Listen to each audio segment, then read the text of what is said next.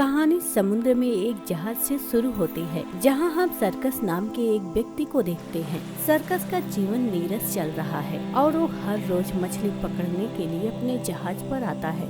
एक दिन जब सर्कस मछली पकड़ रहा होता है तो उसे अपने जहाज पर कुछ अजीब सा फील होने लगता है। उसका जाल बहुत भारी होता है और जैसे ही वो उसे ऊपर खींचता है तो देखता है कि उसमें मछलियाँ नहीं बल्कि एक लड़की है। सर्कस देखता है कि लड़की अभी भी सांस ले रही है, यानी वो जिंदा है। होश में आने पर सर्कस उसे अस्पताल ले जाने की बात करता है, लेकिन लड़की मना कर देती है। वो कहती है कि अगर उसे अस्पताल ले जाने की जिद की गई तो वो फिर से पानी में कूद जाएगी। वो कहती है कि उसे किसी ऐसी जगह पर लेकर चलो जहाँ कोई इंसान ना हो और कोई उसे देख ना सके। सर्कस उसे अपनी माँ के घर ले जाता है, जहाँ अब उसकी माँ नहीं है। सर्कस कहता है कि अब वो यहाँ आराम से रह सकती है और उसे खाना देकर चला जाता है। इसके बाद वो अपनी पत्नी के घर आता है, जिनसे उसका तलाक हो चुका है। उसकी एक बेटी एनी भी है, जिसकी किडनी खराब होने के कारण उसे डायलिसिस पर रहना पड़ता है, जिससे वो कमजोर हो गई है और ठीक से चल नहीं पाती। सर्कस अपनी बेटी को अस्पताल ले जाता है, जहां एनी का डायलिसिस होता है।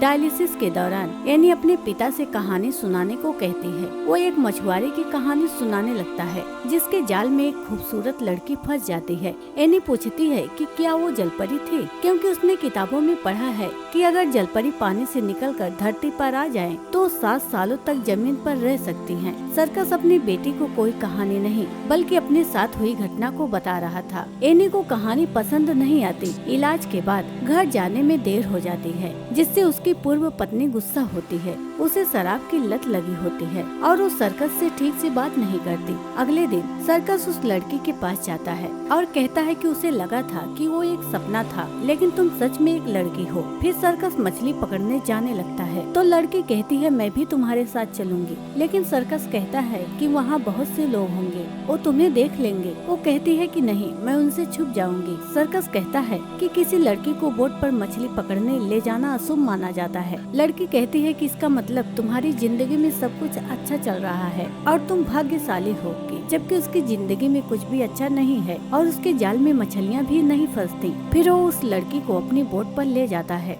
यहाँ सर्कस उससे उसका नाम पूछता है। लड़की अपनी याददाश्त तो खोने का नाटक कर रही होती है, पर आज वो कहती है कि उसे ओंडिन कहकर बुला सकते हो। जिसके बाद वो गाना गाने लगती है और उसके गाते ही सर्कस के जाल में बहुत सी मछलियाँ फंस जाती हैं, जिससे सर्कस काफी खुश हो जाता है। वो ओंडिन से कहता है कि इन्हें बेचने के लिए तुम मेरे साथ चल सकती हो। इसका जो भी फायदा होगा उसमें से मैं कुछ तुम्हें भी दूंगा और तुम हमेशा जहाज पर आ सकती हो। लेकिन ओंडिन कहती है कि मुझे किसी से नहीं मिलना है सिवाय तुम्हारे। यहाँ ओंडिन को पता चलता है कि सर्कस एक अच्छा इंसान है। इसके बाद सर्कस मछलियाँ लेकर बाजार जाता है, जहाँ उसे अच्छे पैसे मिलते हैं। उन पैसे से वो ओंडिन के लिए कपड़े खरीदता है और फिर अपनी बेटी के पास जाकर कहानी आगे बढ़ाता है। वो बताता है कि वो लड़की जो मछुआरे के जाल में फंसी थी फिर से उसके साथ मछली पकड़ने जाती है, तो वो गाना गाती है और उसके गाने से बहुत सी मछलियाँ जाल में फंस जाती हैं। एनी कहती है कि वो लड़की अपनी कहानी से किसी को भी आकर्षित कर सकती है।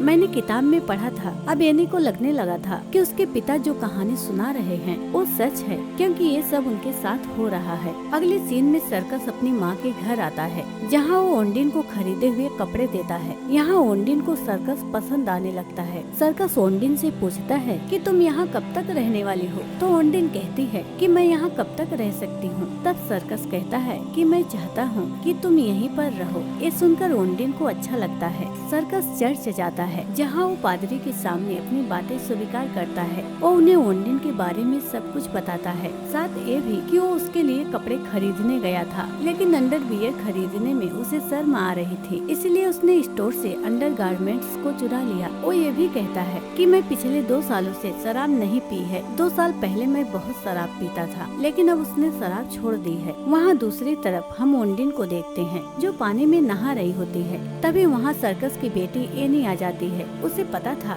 कि उसके पिता जो कहानी सुना रहे थे वो सच है और वो उसे देखकर पहचान जाती है कि ये वही लड़की है। फिर एनी ओंडिन से पूछती है कि क्या तुम सच में जलपरी हो? क्या तुम्हारे पास जादुई शक्तियाँ हैं? क्या तुम मेरी बीमारी को ठीक कर सकती हो? वो उसके हाथों को ध्यान से देखने लगती है और पूछती है कि क्या तुम अपने सूट को छुपा दिया है? क्योंकि मैंने किताब में पढ़ा है कि अगर जलपरी अपना सूट छुपा दे तो 7 सालों तक जमीन पर रह सकती हैं। ओनिडीन उसकी बातों का कोई जवाब नहीं देती, बस उसकी बातों को सुनकर मुस्कुरा रही होती है। उसी शहर में एक और आदमी है जो ओनिडीन को ढूंढने आया है, लेकिन उसे नहीं पता होता कि ओनिडीन इस वक्त कहाँ है। सर्कस को भी ऐसा लगता है कि कहीं न कहीं ओनिडीन जलपरी हो सकती है। अगले दिन वो फिर से ओनिडीन को अपनी बोट पर मछली पकड़ने ले जाता है। यहाँ फिर से ओनिडीन उसी तरह गाना गाने लगती है जैसे पिछली बार गाई थी, और आज एक बार फिर से उसके जाल में बहुत सी मछलियाँ फंस जाती हैं, जिससे वो बहुत खुश हो जाता है। यहाँ समुद्री गार्ड भी होते हैं जो उसकी बोट चेक करने आते हैं। यहाँ ओनिडीन गार्ड को देखकर छुप जाती है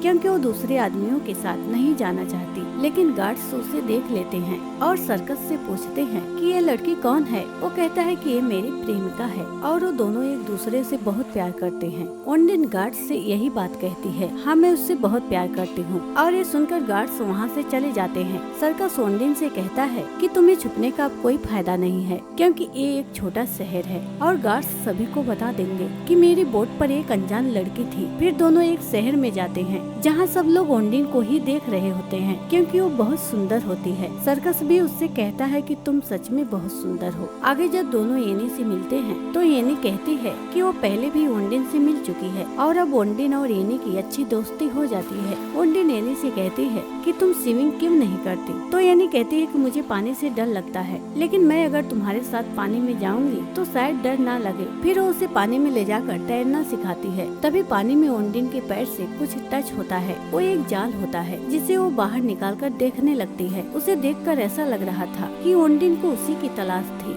एनी को लगता है कि ये उसी का ड्रेस है जिसे छुपाने के बाद वो 7 सालों तक जमीन पर रहने वाली है। एनी को यकीन होता है कि ओनिडीन एक जलपरी ही है। वो कहती है कि तुम इसे जमीन में कहीं दफना दो, जिसके बाद तुम 7 सालों तक जमीन पर रह सकती हो। वो दोनों जमीन में जाल को दफना देती हैं। ओनिडीन एनी से कहती है कि कभी भी इस बारे में किसी को कुछ न बताना। कुछ दिन बाद शहर में एक प्रतियोगिता होती है जिसे देखने के लिए ओनिडीन एनी के साथ जाती है। वहीं पर वो अनजान आदमी भी मौजूद होता है जो ओनिडीन को ढूंढ रहा था। दरअसल ये कोई और नहीं बल्कि ओनिडीन का पति होता है। आगे बोट पर एनी को दिखाया जाता है जिसे पता होता है कि ओनिडीन उसे ठीक कर सकती है, इसलिए वो जानबूझकर उसकी शक्तियों को टेस्ट करने के लिए वो पानी में कूद जाती है। ओनिडीन भी उसे बचाने के लिए पानी में कूद जाती है। वो उसे बचाकर ऊपर लाती है। सर्कस भी ये सब देख लिया था और उसे लेकर अपनी पूर्व पत्नी के घर पर एनी को छोड़ने जाता है तो वो उसे खरी खोटी सुनाती है। फिर वो ओनिडीन के साथ वापस अपनी माँ के घर आ जाता है। ओनिडीन इससे पूछती है कि सभी तुम्हें सर्कस क्यों कहते हैं जबकि तुम्हारा नाम सर्कस नहीं है। तब वो उसे बताता है कि मेरा नाम बहुत ही पेचीदा है, इसलिए कोई उस नाम से नहीं बुलाता, और कुछ साल पहले मैं सर्कस में काम करता था। मुझे शराब पीने की आदत भी थी और मेरी पत्नी भी नशे में रहती थी।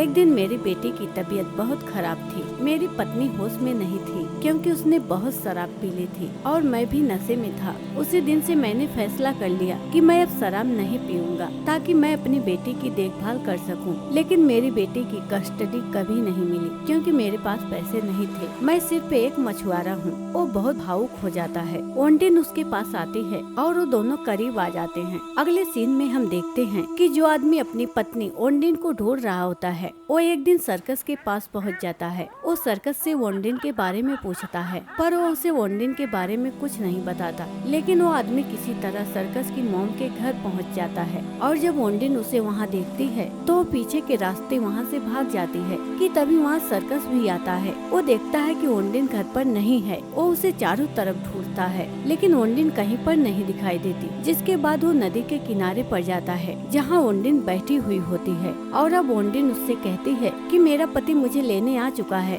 काश मैं हमेशा आपके साथ रह सकती और काश मैं तुम्हारी बेटी को ठीक कर सकती। वो कहता है कि मैं चाहता हूँ कि तुम हमेशा यहीं रहो। वहीं दूसरी तरफ वहीं ओनिडीन के पति को दिखाया जाता है जो गुस्से में गाड़ी चला रहा होता है कि तभी उसकी कार का एक्सीडेंट हो जाता है। दूसरी वाली कार सर्कस की पूर्व पत्नी की होती है। उसके साथ एनी भी उसी गाड़ी में होती है। दरअसल सर्कस की पत्नी और उसका नया पति नशे में होते हैं। एक्सीडेंट में एनी के नए पिता की मृत्यु हो जाती है जबकि ओनिडीन का पति और सर्कस की पत्नी घायल हो जाते हैं, जिसके बाद उन्हें अस्पताल में भर्ती कराया जाता है। तभी वहाँ सर्कस और ओंडिन दोनों पहुँच जाते हैं। डॉक्टर उसे बताते हैं कि तुम्हारी पूर्व पत्नी के पति की मृत्यु हो चुकी है। वो एक डोनर था और उसकी किडनी तुम्हारी बेटी से मैच करती है। हम ऑपरेशन करके किडनी ट्रांसप्लांट कर सकते हैं। अगले सीन में ओंडिन का पति उसके पास जाता है और कहता है कि हमें यहाँ से चलना चाहिए, पर ओंडिन उसके साथ जाने से मना कर देती है। वो कहती है कि अब मैं यहीं रहूंगी। अगले दिन हम एक जहाज पर देखते हैं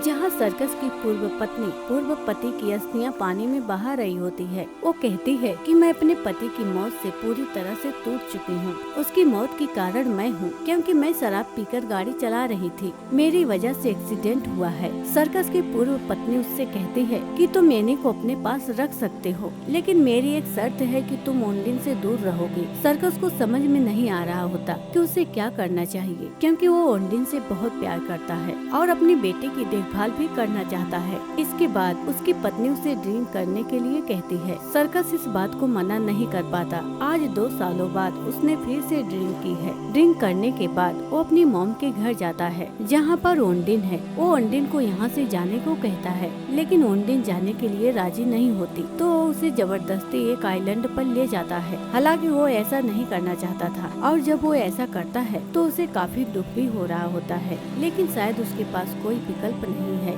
वो ओंडिन को आइलैंड पर छोड़ देता है और वापस आ जाता है। रास्ते में वो एक पेड़ पर सो जाता है कि तभी एक पादरी वहाँ से गुजर रहा होता है, जो उसे देख लेता है। सर्कस के बारे में उसे सब कुछ पता है, क्योंकि वो सब कुछ उसके आगे स्वीकार करता था। वो सर्कस से कहता है कि दुखी रहना आसान है, खुश रहने के लिए लड़ना पड़ता है, और अगर तुम खुश रहना चाहते हो तो तुम्हें अपनी जिंदगी से लड़ना पड़ेगा। और इस वक्त सर्कस कुछ समझ में नहीं आ रहा होता। अगले दिन जब उसकी बेटी टीवी देख रही होती है, जो सुरीली आवाज में गाना गाता है, ये वही गाना होता है जो ओंडिन गाया करती थी। जिसके बाद उसे यकीन हो जाता है कि ओंडिन एक आम लड़की है, उसकी कोई भी शक्ति नहीं है और वो कोई जलपरी नहीं है। उसे अपनी गलती का एहसास हो जाता है। फिर सर्कस उसे लेने के लिए आइलैंड पर जाता है, लेकिन ओंडिन उसे कहीं दिखाई नहीं देती। दरअसल वो तैरकर दूसरे आइलैंड पर चली गई थी, जहाँ सर्कस को ओंडिन नजर आ जाती है। ओंडिन की हालत खराब हो चुकी होती है। सर्कस उससे माफी मांगता है और कहता है कि मैं तुम्हारे बारे में सब कुछ जानना चाहता हूँ।